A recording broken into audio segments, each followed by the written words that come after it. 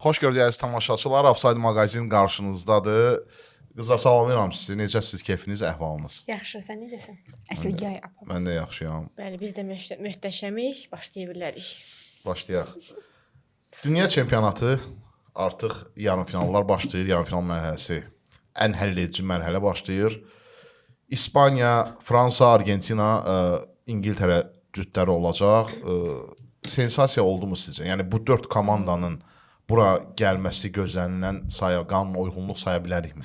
Ümumiyyətlə bu dünya çempionatı təkcə qarşılaşmalarla deyil, həm də rəngarəng məqamlarla yadda qaldı. Azarkeş dəstəyi olsun, yəni çox məqamlar oldu da maraqlı yadda qalan. Təbii ki, hamısını sadalamaq mümkün deyil. Qarşılaşmalara gəldikdə isə elə Argentinadan söz düşmüşkən bunu da qeyd edeyim. Dünən belə bir məlumat oxudum ki, bir çox dedim, yəni minlərlə, milyonlarla insan Argentinanın növbəti mərhələyə vəsiqə qazanmasına qarşıdır. Yəni ədalətsizlik olub, hakim ədalətsizliyi belə bir aksiya keçirilir.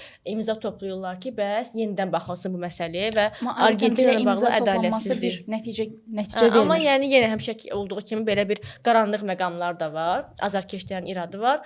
Cütlərə gəldikdə isə mən şəxsən dəstəklədiyim bütün ölkələr mərhələni keçə bilmədilər. Hamısı məğlub oldular. Proqnozların özündə oldu. Növbəti dəfə kimi dəstəkləyəcəksən? Amma mən belə düşünürəm ki, komandanı mən istəyirəm Argentinanı dəstəkləməyə başlayım artıq. Bəlkə bu dəfə işə yaradı yəni. Mən də Həcərdən fərqli olaraq elə İspaniya və İngiltərəni dəstəkləyirdim. Hər ikisi yarımfinala qədər gəldi, çatdı. Əslində ilk dəfədir. Bəli, o ehtimal da var. İngiltərəni Harry Kane-ə görə dəstəkləyirəm. Ölürəm Harry Kane-dən ötürü. Kapitanlığı da möhtəşəmdir. İspaniya isə Barselona fanatı olduğumdan, ümumiyyətlə orada Barselonanın ümumiyyətlə La Liga izləyicisiyəm. Orada həmin futbolçuları gördüyüm üçün, amma nəysə məndə belə bir düşüncə var, belə bir fikir var ki, bu il dünya çempionatı Fransanındır. Bu 4 komanda arasında yarımfinala çıxanlar, deyərdim ki, elə dünya çempionatı tam layiq komandalardır. Məsələn, əvvəlki illərdə bir sürprizlər olurdu. Bu il sürpriz olmadan güclü komandalar elə yəni son dörtlüyə qalmağı bacarıblar. Finala da hansı komanda çıxsa, yəni tam finala, dünya çempionatı adına layiq komandalar olacaqlar. Messi personası çox müzakirə olunur. FIFA Messini dartır. Messiyə görə Argentinaya kömək edilir. Bu kimi ciddi iddialar var. Bilirsən, razılaşmıram. FIFA Messiyə dəstək olmur. Sadəcə Argentinalı azarkeşlər, Argentina milli komandası Messiyə dəstək olur və bura qədər gəlib çıxması və əgər finalda çıxacaqlarsa və daha öncə Dünya Kubokunda qazanıblarsa, məhz bunun səbəbi olub. Argentina Messini qəbul edib, yəni tamamilə milli komanda olaraq, ölkə olaraq bu futbolçunu özlərinin ən yaxşısı olaraq, özlərindən biri olaraq və özlərindən ən yaxşı olaraq artıq yəni əgər bir xalq əgər dünyaya bir insanı təqdim eləmək olarsa, bunu Messi olaraq seçiblər və qəbul edirlər və ona hörmət göstərirlər və nəticədə Messi burdadır.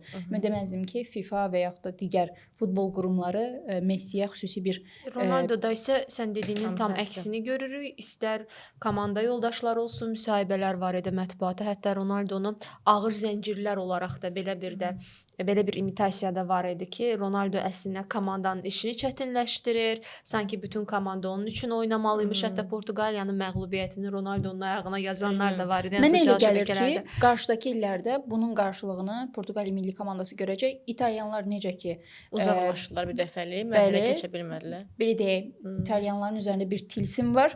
Bu tilsim yavaş-yavaş keçəcək Portuqaliyaya və Ronaldoya etdiklərinə görə bəli cavab verəcəklər. Bu Azərbaycandakı Ronaldo fanları var da, olan əksəriyyəti Messiyə nifrət edirlər. Bax, sən Ronaldonu çox istəyə bilərsən, amma Messini bəyənməmək, mən bunu anlaya bilmirəm. Messi sevənlər də Ronaldoya nifrət eləmir. Mən Messini sevib Ronaldoya nifrət edən insan görmüşəm. Bəzən qıcıq yarada bilər bu məsələlərə görə. Məsələn, mən bunu fikirləşirəm ki... Bilmən, Messinin xəstəsiyəm da. Ronaldonu sevirsən? Sevmirəm, amma nifrət eləmirəm. Mən deyirəm ki, Ronaldo çox böyük idmançıdır, dahi idmançıdır. Onu da deyirəm. Eyni zamanda qeyd edirəm. Yəni nümunə kimi sadəcə Aytaç xanım dedi. Ona görə cavab olaraq deyim. Mən məsələn uşaq olanda Messini daha çox sevirdim, amma bir qarşılaşma var da ki, Messinin yaratdıqları Allah vergisidir. Ronaldo isə nəyə gəlibsə, nəyə qazanıbsa öz zəhmətinin hesabına Sıfır qazanıb. O hətta bizim bir müəllimimiz var idi. Deyirdi ki, özünüz müəyyənləşdirin ki, siz bu həyatda Messisisiniz yoxsa Ronaldosusuz. Yəni nəyisə özün qazanmaq. Xəyalpərəstlər yoxsa bəlkə realistlər? Yox, yəni insanlar var ki, onlar nəyisə əldə etmək üçün çox çalışırlar. Məsələn, o məktəb vaxtı da görürdük də, kimsə bir dərsi 10 dəfə oxuyub mənimsəyib danışa bilirdisə, kimsə bir dəfə üzünə baxırdı, danışa bilirdi. Düzdür, bu çox bəsit bir müqayisədir. Ondan çıxış eləyərək mən uşaqlıqda həmişə belə Messi fanatı olmuşam, amma böyüdükcə içimdə bir Ronaldo simpatiyası baş qaldırıb, bəlkə o həyatın çətinliklərindən keçə-keçə, o sanki bir motivasiya qaynağı kimdə ki, yəni hər şey Allah vergisi deyildi. İnsan da istəyəndə nələrəsə nail olar. Məncə böyüdükcə zövqün körünən futbolçu. Bayaq deyirdik amma Bəli. heç bir şey demirəm. Görürsən Ronaldo. Amma 2026 dünya çempionatı deyəndə Messi Ronaldodan da daha çox başqa adlar da var hansı ki ağla gəlir. Məsəl üçün Erling Haaland. Yəni bu dünya çempionatının ulduzu oldu. Sonra Copa Verde'nin qapıçısı o gündəmə düşdü. Yəni ki Ronaldo və Messidən savayı başqa gündəmdə olan futbolçular da oldu hansı ki adlarını bu dünya çempionatında yazdırmağı bacardılar. Yəni təkcə qalibiyyətdən söhbət getmir təbii ki burada. Ona görə indi görək qarşıdakı oyunlarda bizi nə gözləyir. Hər kəs kimi biz də həvəslə, maraqla baxacağıq. Öz klublarımıza keçək. Ötən həftə 3 klubumuz Avropa macərasına başladı. Neftçi ikinci mərhələdən qoşulacaq. Hər üçü də qələbə qazandılar. Həqiqətən afərin Qarabağa, Sabaha, Zirəyə və cavab oyunlarında da bəli. Cavab oyunlarında da biz yaxşı nəticə göstərəcəklərinə inanırıq. O üçü də ikinci mərhələyə keçsin. Mən burada diqqətimi bir şey cəlb elədi. Azarkeşlik məsələsi. Bax, Sabah Çempionlar Liqasında oynayırdı, düzdürmü? Birinci təsnifat mərhələsində. Stadion tam dolmamışdı. Halbuki 8500 nəfərlik stadiondur. Təxminən bir 6000 azarkeş var idi. Zirə kiçik stadionda oynayırdı Sumqayıtda. Tam dolmuşdu 2000-ə yaxın azarkeş. Qarabağ isə baxmayaraq ki, Avropa Liqasında oynayır. Yəni statusça Çempion Liqasından aşağı səviyyəli turnirdir. Birinci təsnifat mərhələsində rəqib çox zəif, belə şıntır bir komandadır, İslandiyanın təmsilçisidir.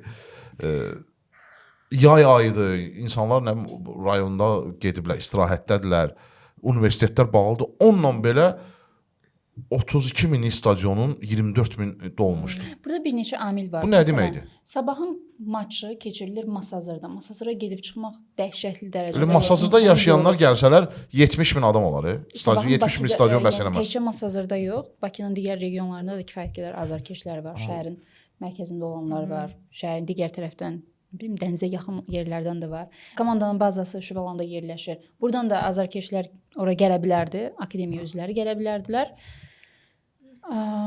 Digər tərəfdən isə Tofiq Bəhramov adına Respublika stadionu həm metroya daha yaxındır. Bir tərəfdən də artıq illərin göstərdiyi nəticə var. Qarabağ artıq Avrokuboklarda nəticə göstərəcəyini, ümumiyyətlə Qarabağın oyununa gedəndə bir trend halına salınıb ki, biz Qarabağın maçına gedirik, Avrokubok oyununa gedirik və Avrokubok azarkeşləri, belə deyək, Qarabağın oyununa getməyə meyillidirlər. Sabah hələ ki yavaş-yavaş o azarkeşlər yığılmalıdır və burada ən birinci məsələ, yəni Masazırda olmasıdır. Gənclik Molda məsələn, oyun günü günorta radələrində mən artıq azarkeşləri gördüm ki, nə qədər fan klub üzvləri var. Məsələn, 2 yeniyetmə qız var idi. Birini hətta gördüm ki, ayağına Qarabağ tatusu elətdirmişdi, 1951 yazdırmışdı. Mən soruşdum ki, bu müvəqqətidir, yoxsa daimidir? Yox, daimi tatudur. Yəni Qarabağ sanki Avropa oyunlarında elə bir Azərbaycanın rəmzinə çevrilir, simvoluna çevrilir. Həmin oyunda elə mən stadiondaydım. Həqiqətən azarkeşlər çox gözəl bir atmosfer yaratmışlar. Günayın sözlərinə nöqtə vergül qoşuluram. Elə nə demək istəyirdimsə hamısını Günay dedi.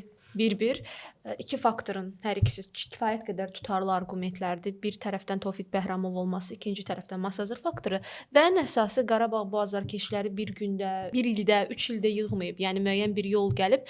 Bir də Qarabağla bağlı biraz da bizim o içimizdə qalan o Qarabağ faktoru var da. %100 Qarabağ daha çox adının mənəvi tərəfi var. Qarabağ adının özü elə kifayətdir. Komandanın bu qədər sevilməsində böyük rol olur. Və bir də keçdiyi həm Qarabağ adı, həm də Qarabağın keçdiyi yol, illər boyu bizə yaşatdığı sevinc. Bəlkə də 5 il sonra biz Sabahın da oyunlarında eyni performansı görə bilərik, amma bugünkü reallıq budur ki, Qarabağ bu baxımdan Sabahı üstələyir. Bir də azarkeşləri cəlb etmək üçün də bəzi addımlar atıla bilər. Bunu hər iki komanda həm Sabah, həm də Qarabağ edir. Sabah onsuz da bəlkə də o azarkeşləri üçün bu formada stadion ətrafında əyləncəli bir şeylər yaradan ilk Qarabağ etmişdi komandalarımızdan məsəl biridir. üçün. Qarabağ da Fanzona edir. var idi orada. Qarabağın burada bir üstünlüyü var ki, buna fikir verdim. Məsələn, daha çox qida təklif eləyir Qarabağ. Hot dog təklif eləyir, digər bəlkə qidalar Musiqi məsəl təklif üçün. eləyə bilər, lakin bu Sabahda bir qədər azdır. Sabahın Maskotlu üzərində də musiqi çalışırlar. əyləncəsidir. Bundan da geri qalmır. Orada elə stadionun qarşısında qurulmuşdu. 8-ə 2-3 dəqiqə qalmış artıq oyunun başlamasına çox az qalmış. Yığışdırdılar və hər kəs getdi stadiona oyun izləməyə. Bir də yeri gəlmişkən əvvəllər yadınızdadsa tanınmış klublar Bakıya gələndə, oyunlar Tofiq Bəhramovda keçiriləndə azarkeşlər Azərbaycan komandasına görə yox, məsəl üçün Chelsea gələndə Bakıya və yaxud belə bu cür klublar gələndə onlara görə sırf gedirdilər ki, stadiona oyunları izləsinlər. Yalnız həmin məqamlarda stadionlarımız dolurdu. Amma bu günlərin baxmayaraq ki, klub, yəni Qarabağın rəqibi Vester idi, yəni İslandiyanın bilinməyən bir də, yəni komandası idi, azarkeşin olmayan komandası idi. Yəni ölkəmizdə azarkeşlər yoxdur hər bir halda onların. Amma buna baxmayaraq bu dəfə yəni rəqibə görə yox, sırf Qarabağa görə neçə min azarkeş o stadiona dolur. Əslində bu çox gözəl bir faktordur. Bəlkə də yəni bir neçə ildən sonra biz artıq Sabahda, nəinki Sabahda, digər klublarda da bunun nəticəsini görə biləcəyik ki, artıq rəqibə görə yox, yəni ölkəmizdəki kluba görə azarkeşlər stadionları doldururlar. Məncə sevindirici məqamdır. Bu ildən xaricdə oynayacaq futbolçuların biri də artdı. Bu Toral Bayramov, hamımız bilirik. Türkiyənin 1-ci liqa təmsilçisi Bursasporun futbolçusu da artıq və Toral təzəliklə Bursasporun YouTube kanalına bir müsahibə verib. Maraqlı müsahibədir. O sadəcə orada bir məqam diqqətimi cəlb etdi. Türkiyəli aparıcı sual verir ki, sən türkçəni harda öyrənmisən? Yəqin o Türkiyəli aparıcının xəbəri yoxdur ki, biz qardaş dövlətləri və dilimiz də bir-birinə çox yaxında, yəni 70-80% yaxınlıq var. Ceyhun bəy, icazə verin mən sizlə burada razılaşmayım. Mən çox sevirəm də bu icazə verin. Çox nəzakətli bir ifadə. Nəysə. İcazə verin burada sizlə İcazə mən sizin razılaşmayım. Ceyhun bəy. Necə nəzakətli. Burada bir məqam var. Mən də əvvəllər baxanda, yəni Azərbaycanlılarla Türkiyədə ünsiyyətdə olanda belə anlamırdım ki, niyə Azərbaycan dilində danışmırsan? Onsuz da o səni başa düşməyəcək ki. Ancaq birbaşa olaraq türklərlə kontaktda olduğun zaman görürsən ki, həqiqətən də onlar Azərbaycan dilini o qədər də yaxşı başa düşmürlər. Hətta bəzi ifadələri ümumiyyətlə anlamırlar. 2 həftə öncə mən Ankarada olanda da 1-2 situasiyada bunu yaşadım. Əvvəlcə çox belə direnç göstərdim ki, yox, məhz Azərbaycan dilində danışacağam. Ancaq gördüm ki, onlar həqiqətən də bəzi ifadələri anlamırlar. Bu da nədən irəli gəlir? Biz onların seriallarına, kinolarına çox baxırıq.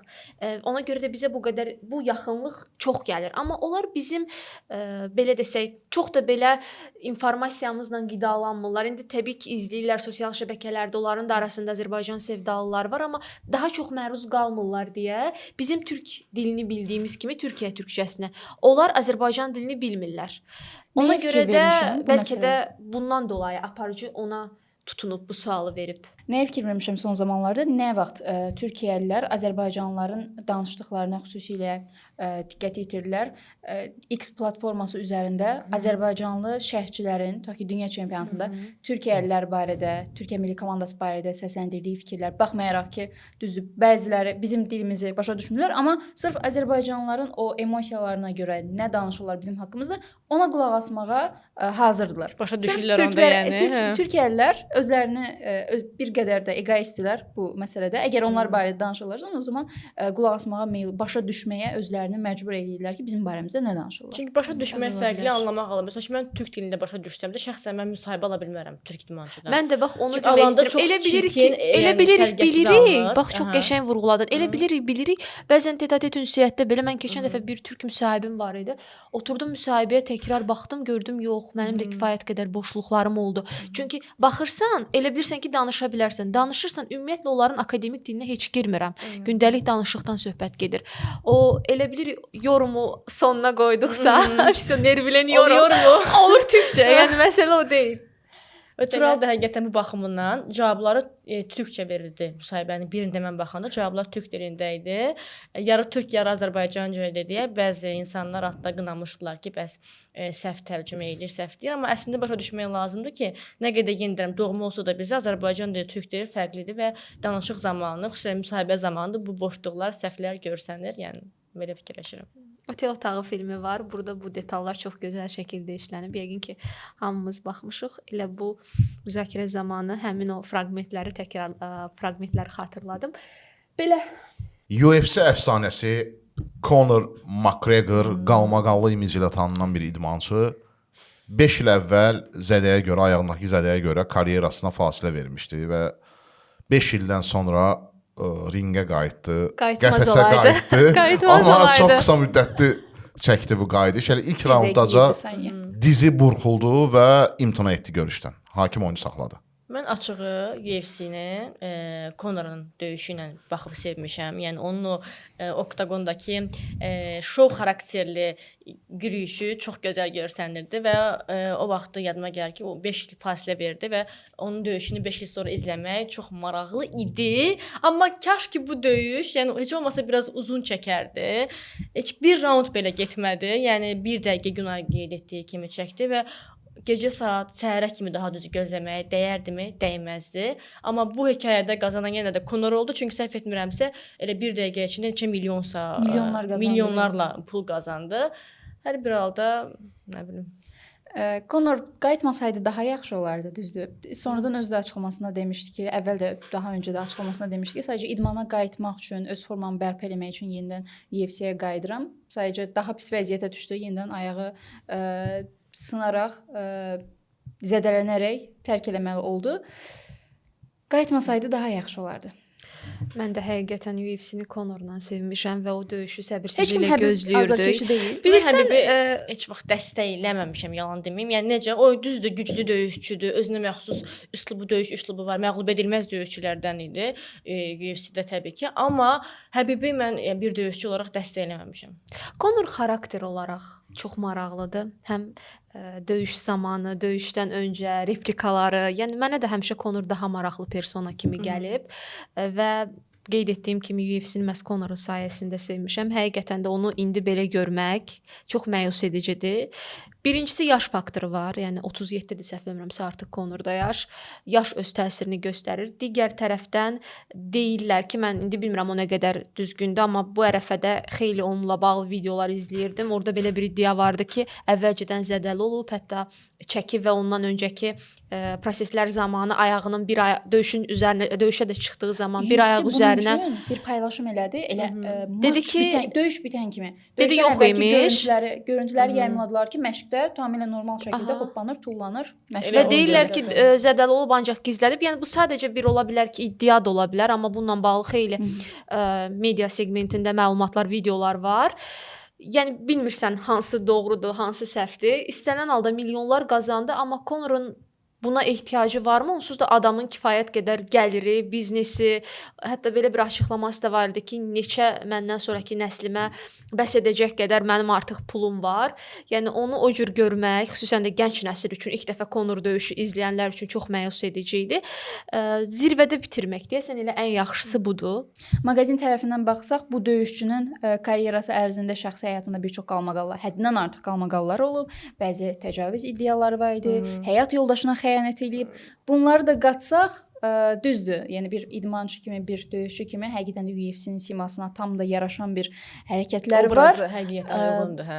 Enerjisi var, lakin digər tərəfdən maqazin tərəfindən heç yaxşı işlər görməyib. Amma həyat yoldaşı ilə bağlı məqamı xüsusilə qeyd etmək gərəkdir ki, həyat yoldaşının dəstəyi. Yəni maddi durumları yerində olmayanda həyat yoldaşı hər gün oxumuşdum ki, öz maşını ilə aparırmış onu məşqlərə, hətta dərmanları, vitaminləri də yəni almağa pul yoxuymuş. Onu da yoldaş həll etmiş borcla, xərclə və o cür dəstək, illərin dəstəyindən sonra əgər doğrudan da McGregor yoldaşına xəyanət edibsə, ah kişilər.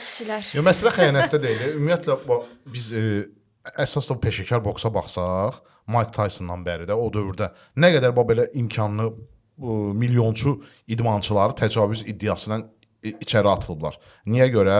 Sübut eləyə bilmirlər ki, xanımların tələsinə düşüblər. Xanım bununla görüşür ki, evinə gedir və sonra səhərsin deyir ki, o mənə təcavüz elədi. Bilirsiniz ki, Avropada, xüsusən Amerikada məhz bu təcavüz iddiası çox sərt yanaşılır buna və bunun cəzası da ağırdır. Amma düzdür, nə qədər Cristiano Ronaldo-nu bəyənsən belə, onun da karyerasının əvvəllərində belə bir iddialar olmuşdu ki, iddia deyildi, həqiqətən də baş vermişdi. Böyük məbləğdə təzminat ödəyərək bunun qarşısını veriblər. Sadəcə bütün futbolçuların da başına gəlmir. Çox az futbolçuların da başına gəlir. Əgər öz yolları ilə davam etsələr, idmançılar, o zaman başlarına da belə bir hadisələr gəlməz. Yəni ki, həyat yoldaşına sadiq qal və başına da belə bir şey gəlməsin. Eynən. Həftənin idmançısını seçək. 3 klubumuzun oyununda hərəsindən bir futbolçunu biz fərqləndirə bilərik. Sabahda Velko Simic 1 gol, 1 assist. Zirədə Ruan Renato 2 gol və Qarabağda da Zakariya Savo 1 gol, 1 assist. Mən deyərdim Zakariya Savo. Məncə də Sabonu qeyd eləmək yerinə düşər. Məncə amma Ruan Renato, çünki düzdür, biri penaltidən olsa da hər halda 2 gol bu çox yaxşı göstəricidir. Sabo. Onda yeni qalib Onu olar. siz seçdiniz. Yenə qadın həmrəyliyi nümayiş elətdirib. Ruan Renato da demək olardı. Ruan Renato da Oldu. Təşəkkür edirəm əziz tamaşaçılar. Sağ olun. Növbəti buraxılışlarda görüşərik.